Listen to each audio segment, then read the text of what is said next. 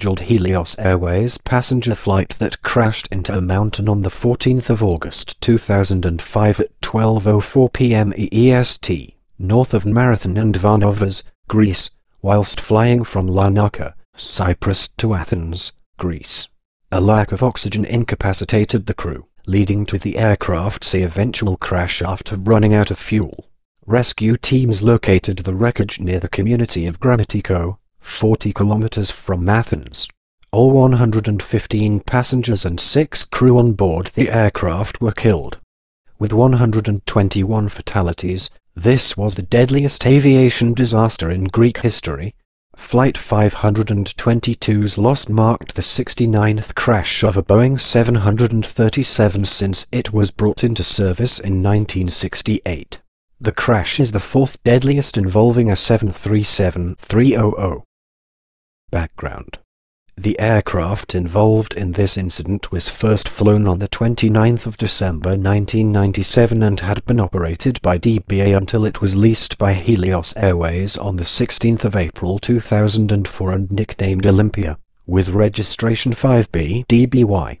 Aside from the downed aircraft, the Helios fleet consisted of 2 leased Boeing 737-800 and an Airbus A319-111 delivered on the 14th of May 2005. The aircraft had arrived in Larnaca from London Heathrow at 1:25 that morning.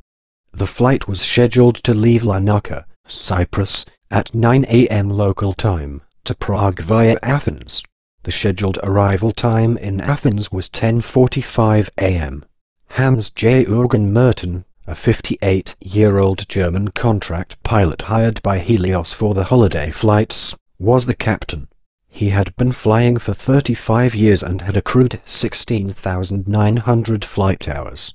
Pampos Charalambos, 51, a Cypriot who flew for Helios, served as the first officer. Charalambos had accrued 7,549 flight hours throughout his career.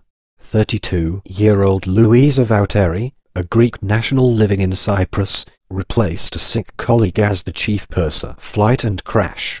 When the aircraft arrived from London Heathrow earlier that morning, the previous flight crew had reported a frozen door seal and abnormal noises coming from the right aft service door, and requested a full inspection of the door. The inspection was carried out by a ground engineer who then performed a pressurization leak check. In order to carry out this check without requiring the aircraft's engines, the pressurization system was set to manual.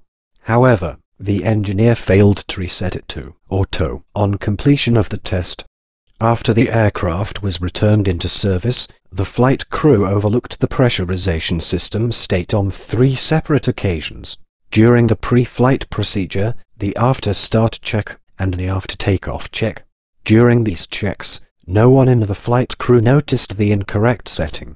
The aircraft took off at 9:07 with the pressurization system still set to manual, and the aft-outflow valve partially open.